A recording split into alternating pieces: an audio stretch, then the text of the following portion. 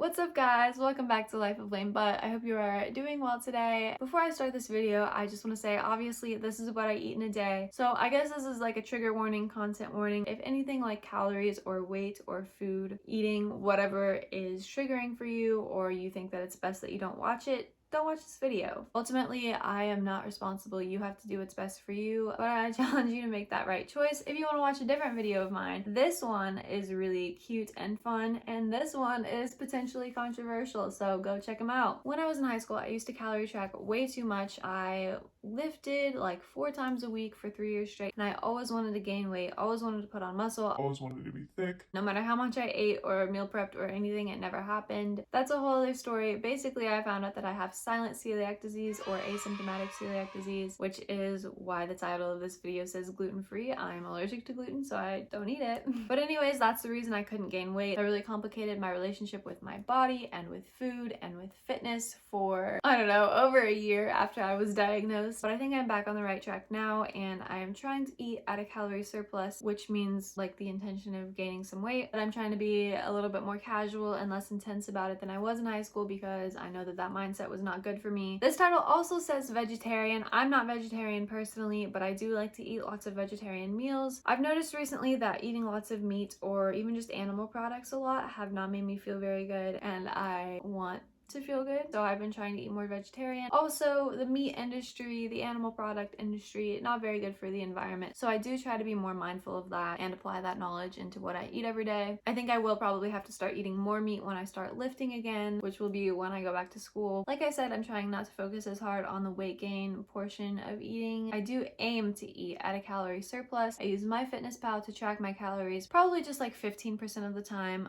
With the weight goals that I put in, you put in your height, your weight, your activity level, and your goal weight, and for what I have right now, it's telling me that I need to eat a little bit over 1,800 calories every day. By the way, this all did end up being about 1,800 calories, so now that I've said all of that, let's get into it. I filmed this video on a week where I was working 7 to 4 each day, I think. I was getting up a lot earlier than I was used to, so I didn't want to spend a ton of time in the morning making my breakfast or at night trying to figure out what to eat and prepare. So a lot of these meals are prepared kind of in bulk. If you're trying to like replicate this, what I eat in a day, these are not single serve recipes. For breakfast, especially when I have to get up early, I usually try to drink coffee, and so I made myself a lavender latte. I heat up the water in the microwave, and then I froth my milk. Shout out to my sister who got me a milk frother for Christmas. I add the lavender syrup and the sugar to the mix, and then I pour my coffee into the milk. You want to make sure that your coffee is super hot before you do this, because I have learned that it's really gross to drink like a lukewarm cup of coffee in a cold car on your way to work super early in the morning when you're trying to wake up. Also, don't roast me. I know instant coffee is bad. I try not to drink it by itself because I know it tastes bad, but when it's early in the morning and when I'm basically covering up the flavor with sugar and milk, it's like not that big of a deal. I'm moving later in the year, and I want to find a sustainable way to make better black coffee so I can actually enjoy it by itself. Instant coffee is where we're at right now. Also, I usually use oat milk for anything that requires milk, but I really have not liked. I realized maybe I should try and steam it and see how that does, but I don't like the taste of plain oat milk in my coffee, so I've been using regular skim milk. Since my family already drinks milk, I figure a few ounces a couple of times a week can't be that bad. So like I said, I'm going to tell you guys the end of life for everything. The instant coffee jar is glass, so I'm probably just going to use that for propagations, maybe put a candle in it, some type of storage, something like that. The bottle for the lavender syrup, I'm going to use to bottle break. If you don't know what that is, check out this video. I explain it in there. The milk, it's not really mine, but it'll probably end up being recycled. And then the sugar, I believe, since I use like raw sugar or whatever, it came in a cardboard box, which I can either compost or recycle. For the actual breakfast, I made myself peanut butter toast. I use the white Kroger gluten-free bread. I don't like the grain version, not good. I toast that, and then I put natural peanut butter on it just because natural peanut butter is lower in sugar and preservatives. It's really hard to be gluten-free and be low waste when everything that isn't like a fruit or vegetable comes in a ton of packaging. I feel like any gluten-free snack I buy, there's like this much food and this much of a bag. Anyways, I bottle bricked the plastic that the bread came in. That's way too much plastic to wrap a piece of bread in, I think, or a loaf of bread or whatever, but it is what it is. I have to eat. The glass jar that the peanut butter came in, I will reuse. My first snack that I had was homemade hummus. The recipe I felt like is very subjective, and you can change it and add whatever you want or change how much of each ingredient goes in. Basically, what I did was add 15 15 ounces of chickpeas with the liquid drained and reserved. I think it was a third a cup of tahini, just however much garlic I wanted, some lemon juice, salt and pepper to taste, and at the end you add olive oil, but you blend it all up. I also used some of that reserved chickpea water to pour in and get it to the consistency I wanted. Also, I ate that with 2 plain rice cakes. I think I forgot to say that. But there is not much that I could do with the tin that the chickpeas came in except recycle it, so that's what I'll be doing. The stuff that I share with my family, like the tahini and the garlic and the lemon juice, those all come in plastic and they will probably be recycled as well. In an ideal world, we would use fresh garlic instead of a giant plastic thing of garlic and real lemons, but it is what it is, so those will be recycled. For my lunch, I made potato and carrot soup. This recipe is super easy. I changed it a little bit from the original. First of all, you want to chop the potatoes into inch or 3/4 of an inch pieces. You could do whole potatoes, but I think it cooks a lot faster. And then you do the same thing with the carrots. Cut off those ends or anything you don't want to eat. You boil it in water or chicken stock, whichever you're feeling.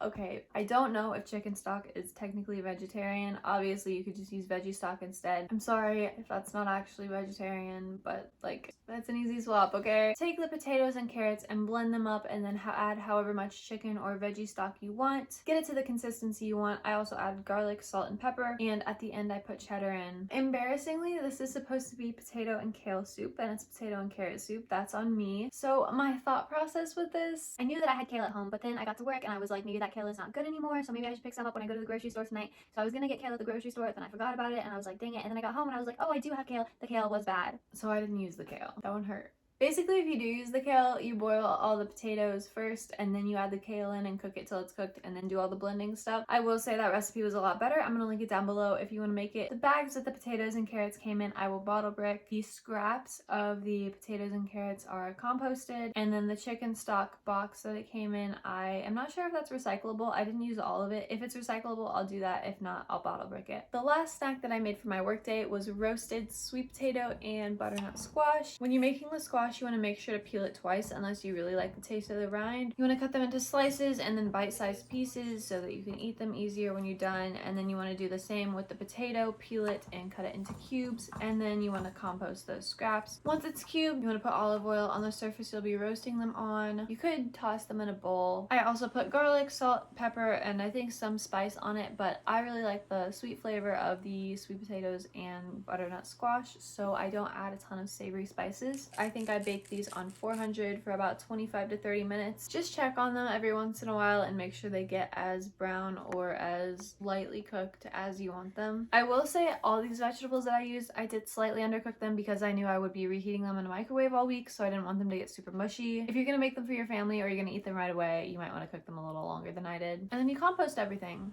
For dinner, I made spaghetti squash. You want to stab them for ventilation. I definitely could have used a knife and that would have been way easier, but I did not think that far ahead. I think this one might have been slightly unripe because it was very hard to open, but you cut it in half. You want to throw the olive oil and the garlic inside the spaghetti squash and just shake it around so it gets evenly coated on all the surfaces that will be exposed to heat. I believe I cooked this on 400 for about 45 minutes. Again, I undercooked it just a little bit because I would be reheating it all week. Smaller squash, you probably want to cook for less time. A bigger one, you want to cook for more. Once it's cooked and cooled down enough to touch, you want to shred it into a bowl. If it's cooked enough, it'll be really easy. Again, undercooked, so not as easy for me to shred it. You can compost the rind, and then the red sauce I used came in a glass jar, so I will probably use that for a propagation again. Some spaghetti squash are so small that I literally eat them in like one sitting. This one is probably going to take me like 5 different meals to eat. I also had almonds for a snack. They're really high calorie and protein, and they're small so they don't fill you up super fast. I usually eat 2 servings of these because I think 2 servings is like 15 grams of protein, which is really great from a couple nuts that you mindlessly eat. Unfortunately, the bottom of the container that these almonds come in is not recyclable. I believe the top is. I think because I can't recycle the bottom, I'm just going to reuse it for something. I'm not sure what yet. I was not super hungry at the end of this day, so I didn't actually end up eating this, but I had planned to eat this. Is it Sicilian pistachio or Pacific Coast pistachio? I know they changed it. Anyway, this is my favorite ice cream right now. It's Talenti. Obviously, it's gluten-free. I'm trying not to buy as much of it this year, but anyway, this is what I would have eaten, and that would have finished out my day. Again, obviously, this is what works for me. This is what makes me feel good. The vegetables and less meat have been making me have more energy and not not making me feel bad as much. So that's what I've been trying to eat, and I have to eat gluten-free. Either drop your questions below or follow my Instagram and wait for that question box if you have gluten-free questions, celiac questions, whatever. I hope you guys enjoyed this video. I hope it challenges you to, I don't know, take care of your body and also maybe research how sustainable your eating habits are. Again, I'm not your doctor. I would never tell you how to eat, but this is what works for me. I hope you guys are doing well, and I will see you in a week.